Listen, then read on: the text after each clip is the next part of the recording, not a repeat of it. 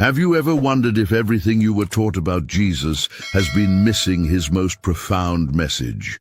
What if the revolutionary spiritual teacher Joel Goldsmith uncovered a truth so transformative that it completely reshapes your relationship with the divine? Stay with me until the end, because what you're about to discover might forever change how you understand Jesus' teachings and your own spiritual potential.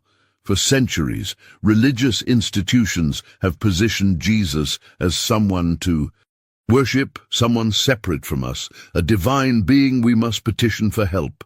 But Goldsmith discovered something radically different in Jesus' original teachings. He found that Jesus never intended to be worshipped at all. Instead, Jesus came as a way shower, demonstrating what you are capable of becoming when you recognize the divine nature already within you. Has this ever happened to you?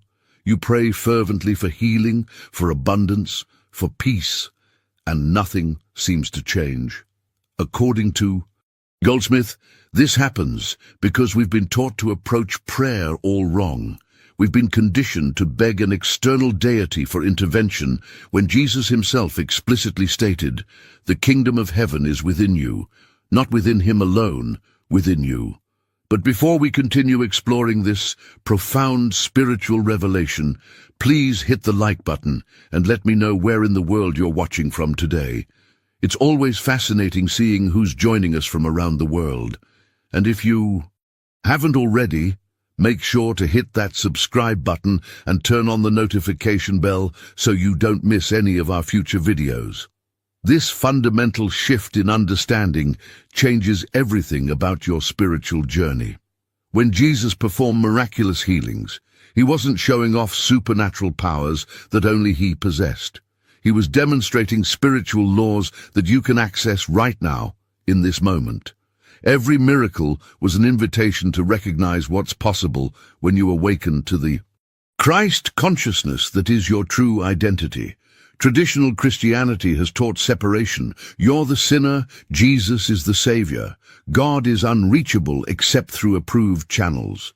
But Goldsmith revealed that this creates a consciousness of lack that actually blocks spiritual demonstration. You can't manifest abundance while believing you're unworthy of divine grace. You can't access healing power while believing you're separate from it. What Jesus actually taught was mystical union, not someday in heaven, but right now, in this very moment. The Christ consciousness isn't something Jesus possessed exclusively 2,000 years ago. It's the eternal truth of being that exists in you this very second. Goldsmith called it recognizing your divine sonship, not earning it through good behavior or correct belief, but simply recognizing what's already true. Now, imagine what would happen if you stopped praying to Jesus and started praying from the Christ consciousness within you. The difference is everything. If you're resonating with these spiritual insights about Christ consciousness, hit subscribe and join our community of seekers uncovering the deeper truths that Jesus actually taught. The difference is everything. When you pray from Christ consciousness rather than to a personal Jesus, you're no longer operating from a place of lack or separation. You're acknowledging the profound truth that the same divine presence that worked through Jesus works through you right now. This hidden truth reveals something revolutionary about every miracle Jesus performed. Each healing, each manifestation of abundance, each moment of profound peace wasn't showing off supernatural powers that only he possessed. Goldsmith realized these were demonstrations of spiritual laws that are accessible to everyone. The blind man who received sight, the lepers who were cleansed, the stormy sea that became calm. These weren't exceptions to natural law, but expressions of spiritual principles that operate consistently when we align with them. Think about the mindset transformation this creates in your spiritual journey. Instead of seeing Jesus' miracles as historical events to marvel at, you can recognize them as practical instructions for your own spiritual awakening. He wasn't saying, "Look what I can do because I'm special." He was saying, look what is possible when you recognize the truth of your being. Traditional Christianity has created a framework of separation that actually blocks spiritual demonstration. You're positioned as the sinner, Jesus as the Savior, and God as unreachable except through approved channels. This creates a consciousness of lack that makes it impossible to experience the very union Jesus came to reveal. It's like standing in front of an open door, but never walking through it because you've been told only special people are allowed to enter. Now, I want to go even deeper into this revelation Goldsmith discovered. The impact of this understanding completely reshapes your relationship with prayer itself. When you believe you're separate from God, prayer becomes begging. You plead for intervention, for mercy, for grace.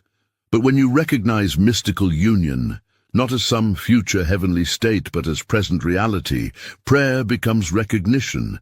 You don't ask for what you already have. You acknowledge what is eternally true despite appearances.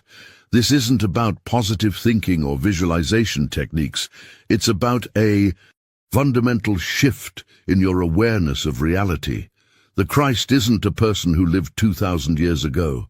Christ is a state of consciousness that Jesus fully embodied, showing you what you're capable of when you recognize your true nature. When he said, "Before Abraham was, I am," he wasn't speaking of his human personality, but of the eternal Christ consciousness that has no beginning and no end. Every spiritual journey involves moments of profound decision. Will you continue relating to Jesus as someone separate from you, or will you dare to follow his actual instruction to recognize the kingdom of heaven is within you? The transformation happens when you stop looking at Jesus and start looking from where Jesus looked. If this perspective on Christ consciousness is beginning to resonate with your own spiritual intuition, write in the comments, "I recognize the Christ within." Now let's explore what this means for how we approach the challenges of everyday life. Let's explore what this means for how we approach the challenges of everyday life. One of the most profound revelations in Goldsmith's understanding is what he called recognizing your divine sonship. This isn't about gender, but about your relationship to the divine, not as something you earn through good behavior or correct belief, but as something that's already true about you right now. Think about how dramatically this shifts your spiritual mindset. Most of us have been conditioned to see ourselves as somehow separate from the divine, working to become worthy of connection through prayer, meditation, good deeds, or correct beliefs. But what if that entire framework is backward? What if, as Goldsmith discovered, your divine nature isn't something to achieve, but something to recognize? This insight creates a revolutionary shift in how you approach prayer itself. The reason your prayers often haven't worked as you hoped is because you've been praying from a consciousness of need, asking an external God to change your external circumstances. You've been operating from the hidden belief that you're separate from the source of good, that healing and abundance are somewhere out there and must be begged for. True prayer, as Goldsmith revealed, isn't petition at all. It's recognition of what already exists in spiritual reality. You don't beg for healing. You realize there's nothing in spirit that needs healing. The body merely reflects the consciousness you hold. When you shift from asking to acknowledging, from pleading to recognizing, the entire dynamic of your spiritual practice transforms. Behind the scenes of this journey is a profound but simple truth. Consciousness is cause. Whatever consciousness you hold becomes your experience. If you hold a consciousness of separation, lack, and unworthiness, that becomes your reality. But when you recognize your divine sonship, your inherent oneness with the source of all good, your external world begins to reflect that inner awareness. This isn't metaphysical theory, it's practical, spiritual mechanics. Margaret, one of Goldsmith's students, discovered this when facing terminal illness. Instead of continuing to beg God for healing, she practiced recognizing her spiritual wholeness. Within months, her doctors found no trace of the disease they'd declared incurable. She didn't get healed. She recognized she had never been separate from wholeness. The impact of this understanding reaches into every area of life: relationships, finances, purpose, peace. Whatever challenge you're facing right now isn't asking you to pray harder. It's inviting you to recognize deeper truth. The spiritual journey isn't about becoming something new, but uncovering what has always been true beneath the layers of false belief. If you're beginning to feel a resonance with this deeper understanding of prayer as recognition rather than petition, write in the comments, "I am not separate from my good." Now, let's examine how this shift in consciousness transforms our understanding of the miracles Jesus performed. Now let's examine how this shift in consciousness transforms our understanding of the miracles Jesus performed. The fundamental revelation in Goldsmith's teaching was the distinction between praying to and praying from. This subtle difference creates a complete paradigm shift in your spiritual practice. When you pray to Jesus, you automatically position yourself as a supplicant, someone lacking, needing, begging for intervention from a power outside yourself. This creates a mindset of separation that actually blocks spiritual demonstration. It's like standing next to a light switch in a dark room, continuously calling out to someone else to turn on the lights for you. The breakthrough comes when you realize that what Jesus was demonstrating was how to pray from Christ consciousness. He wasn't showing off his unique connection to God. He was revealing the universal blueprint for spiritual awakening. This is why he repeatedly emphasized, "You will do greater things than these." He wasn't being poetic. He was giving practical instructions for accessing the same infinite source he accessed. This revelation leads to an even deeper insight about the meaning of I in Jesus' teachings. When Jesus made statements like, "I am the way, the truth, and the life," or "I am the resurrection and the life," he wasn't referring to his human personality or his physical form. Every time he said I, he was speaking from and as the Christ consciousness within him, and that same I exists in you. The journey of spiritual awakening involves the profound realization that there are two I's in your experience: your human personality with its history, preferences, and limitations, and the eternal divine identity beneath it. Most of us have been taught to identify exclusively with the personal self, but Jesus was continuously pointing to the universal self that is your true nature. This understanding transforms spiritual practice from theoretical to intensely practical. It's not about abstract theology or complex doctrine. It's about experiential recognition of what's already true. When you face challenges, whether physical illness, financial struggle, or relationship conflict, you're no longer approaching them from a position of weakness, hoping for rescue. You're recognizing them as temporary appearances in consciousness that have no ultimate power over your true identity. Behind the scenes of every spiritual tradition, this is the hidden truth that mystics have always known. The external world is not cause, consciousness is cause. Whatever consciousness you're holding becomes your experience. When you shift from identifying as a separate personality to recognizing yourself as Christ consciousness, having a human experience, everything transforms from the inside out. This isn't about inflating the ego or claiming special status. In fact, it's quite the opposite. It's about recognizing that the personal self isn't who you fundamentally are. The revelation that changed countless lives through Goldsmith's teaching was precisely this. Your true identity isn't something you achieve. It's what remains when you let go of everything that isn't really you. If you're feeling a resonance with this deeper understanding of the I within you, type in the comments, "I am not my limitations." Now, let's explore how this understanding transforms our perception of the cross and its spiritual significance. Now let's explore how this understanding transforms our perception of the cross and its spiritual significance. One of the most revolutionary aspects of Goldsmith's teaching was his insight about the crucifixion. For centuries, we've been taught that the cross represents God's punishment for humanity's sin, that Jesus died to appease an angry deity and save us from eternal damnation. This perspective reinforces separation consciousness and keeps us perpetually indebted to an external savior. But Goldsmith uncovered a profound revelation that completely reframes this central Christian symbol. The cross wasn't about punishment at all. It was Jesus demonstrating that even death itself has no power over Christ consciousness. This wasn't a sacrifice to satisfy divine justice. It was a powerful demonstration that your true identity can never be destroyed. Think about the mindset shift this creates. Instead of seeing yourself as a sinner whose debt had to be paid by someone else's suffering, you recognize that Jesus was revealing the indestructible nature of your true identity. He wasn't dying to save you from hell. He was conquering death to show that spirit is eternal.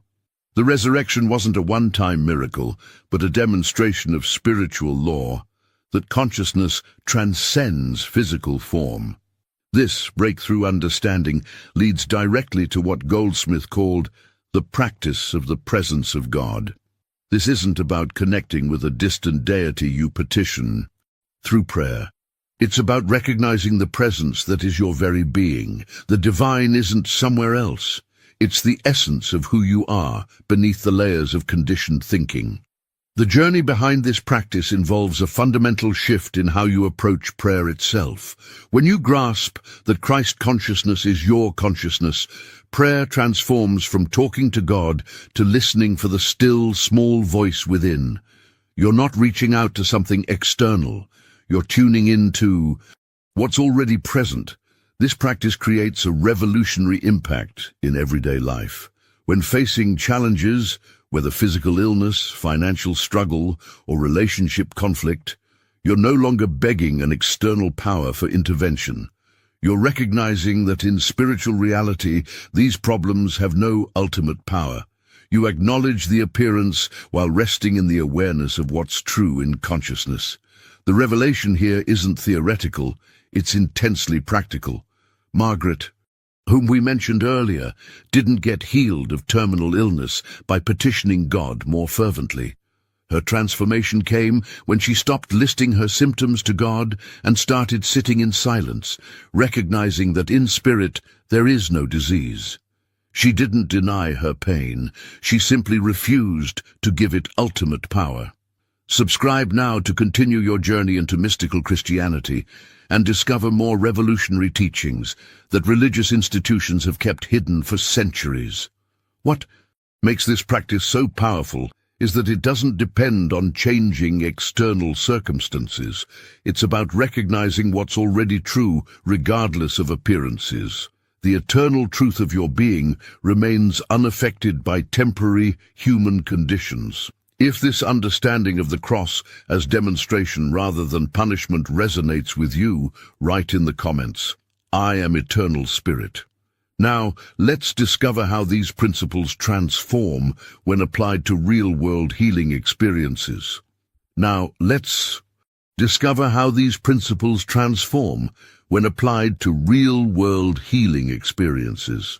The power of Goldsmith's teaching becomes evident through the remarkable transformations experienced by his students.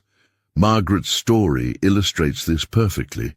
In 1952, she sat in Goldsmith's meditation class with what doctors had definitively labeled an incurable terminal illness. She had tried everything: traditional medical treatments, conventional prayers, confessing every sin she could remember. Yet, her condition continued to deteriorate. What happened next reveals the profound distinction between traditional religious practice and spiritual awakening. Joel looked at Margaret with deep compassion and offered guidance that shocked her. Stop praying for healing and start recognizing wholeness. This wasn't positive thinking or denial of her condition. It was an invitation to shift her consciousness from what appeared to be true to what is spiritually true. For 3 weeks, Margaret committed to this practice. Instead of listing her symptoms to God each morning, she sat in silence, recognizing that in spiritual reality, disease has no ultimate existence. She didn't deny her pain or stop medical treatment. She simply refused to give her condition power over her true identity. The transformation wasn't instantaneous, but unfolded gradually. First, the fear dissolved. Then the pain began to lessen. Within 2 months, doctors could find no trace of the disease they had declared incurable. The breakthrough insight here is that Margaret didn't get healed in the conventional sense. She recognized she had never been separate from wholeness. The body simply reflected the shift in consciousness. This wasn't a miracle that defied spiritual law. It was spiritual law in operation. Another powerful demonstration comes through Robert's journey. He had built his business empire through aggressive competition and ruthless strategy. After his initial skepticism about Goldsmith's teaching, his entire business collapsed. Partners betrayed him, investments failed, and he lost everything. This crisis became the doorway to transformation. Robert began practicing what Goldsmith called living from grace instead of struggle. Each morning for 6 months, he sat in meditation, recognizing divine abundance as the only reality. Instead of scheming to manipulate circumstances, he rested in the awareness of spiritual supply and allowed consciousness to guide his actions. The rebuilding took, in time, 2 years rather than 2 weeks, but what emerged was completely different from what had collapsed. Robert created a business based on cooperation rather than competition, on service rather than exploitation. He prospered beyond his previous success, but this time from a consciousness of abundance rather than fear. These aren't isolated cases. Goldsmith documented dozens of similar transformations over 5 decades of ministry. People with various conditions who experienced profound change. Not through external intervention, but through a fundamental shift in consciousness. If you've experienced moments when shifting your mindset completely transformed your circumstances, write in the comments. Consciousness creates experience. Now, let's explore how traditional religious practices can be transformed through this deeper understanding.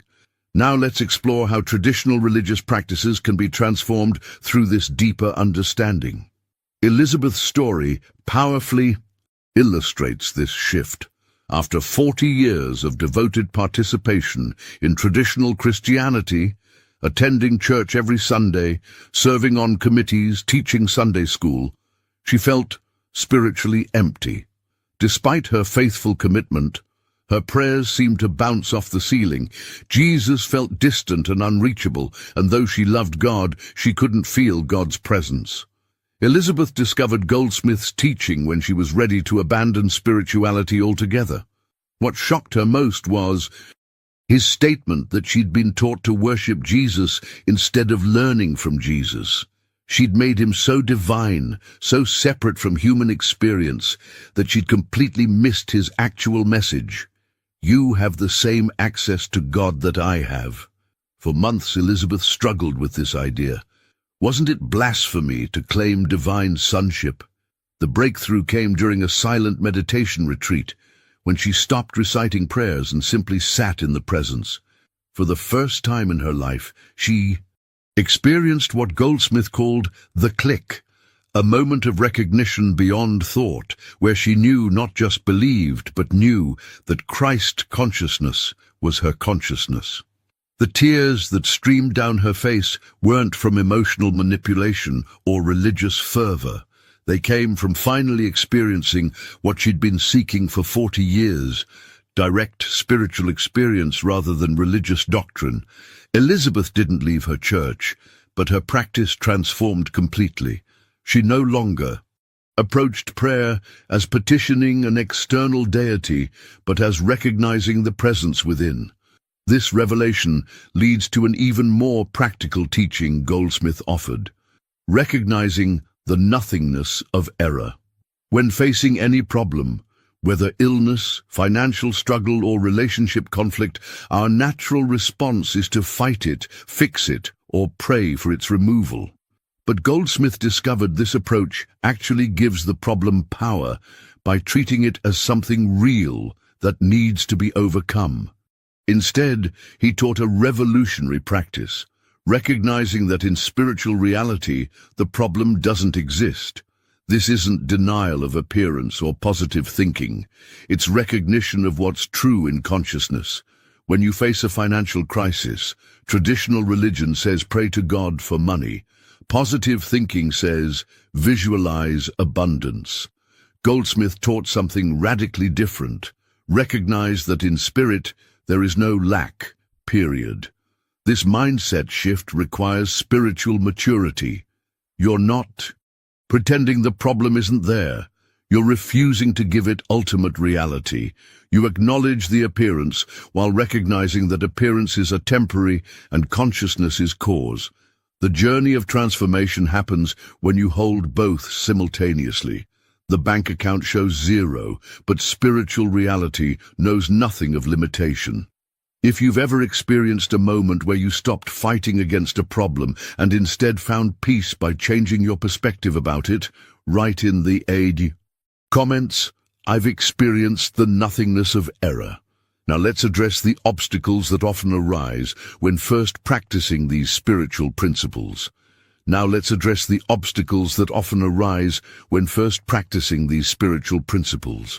Here's a revelation that Goldsmith shared with his students that few spiritual teachers have the courage to acknowledge. When you first begin practicing Christ consciousness, your circumstances might actually get worse before they improve. This isn't a sign of failure, it's evidence of progress. Think about what happens when you decide to clean out an attic that's been neglected for decades. The initial phase creates more mess and chaos than when you started. Items that were hidden in corners get pulled into the open. Dust that had settled gets stirred up. Someone walking in during this process might think you're making things worse, not better. This is precisely what happens in consciousness. When you begin this spiritual journey, you're essentially cleaning house. Everything false in your life is being revealed so truth can replace it. Relationships that were maintained through pretense begin to crack. Financial situations built on fear rather than true principles become unstable. Health conditions that were suppressed rather than addressed might surface. Sarah's experience perfectly illustrates this hidden truth. She practiced Goldsmith's teaching faithfully for 3 months and watched her life seemingly fall apart. Her marriage hit crisis, her business struggled, her health declined. When she called Goldsmith in desperation, his response was unexpected. Everything false in your life is being revealed so truth can replace it. Don't abandon the practice now. Go deeper into Christ consciousness. This is the crossroads where most people quit. They interpret the upheaval as evidence that the spiritual practice isn't working, so they return to familiar patterns, begging God to fix the chaos rather than recognizing the transformation taking place. The mindset breakthrough comes when you understand that this chaos is actually progress. Consciousness is cleaning house, and everything not built on spiritual truth must crumble, so what's real can emerge.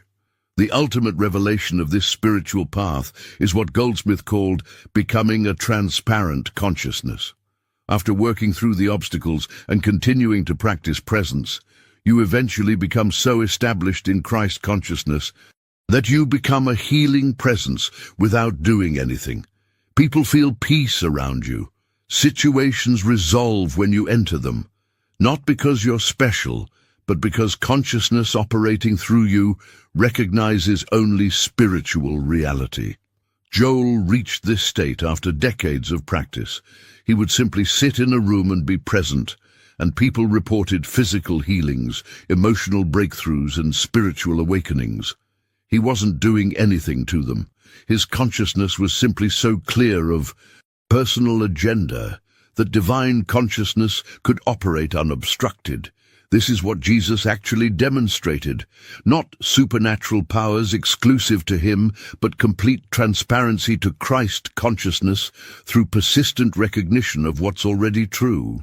The journey isn't about becoming something new, it's about uncovering what you've always been beneath the layers of false belief.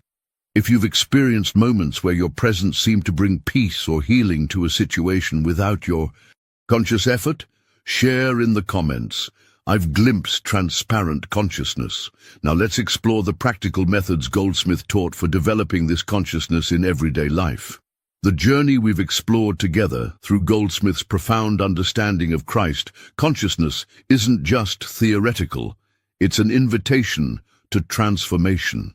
What he discovered after 50 years of practice and teaching comes down to this simple truth. Your entire spiritual journey is about recognizing what's already true. You're not becoming divine, you're recognizing divinity as your nature. As you begin to integrate these principles into your own practice, remember that the process isn't linear. You'll have moments of profound recognition, followed by periods of forgetting. The practice is returning to presence each time you realize you've left it.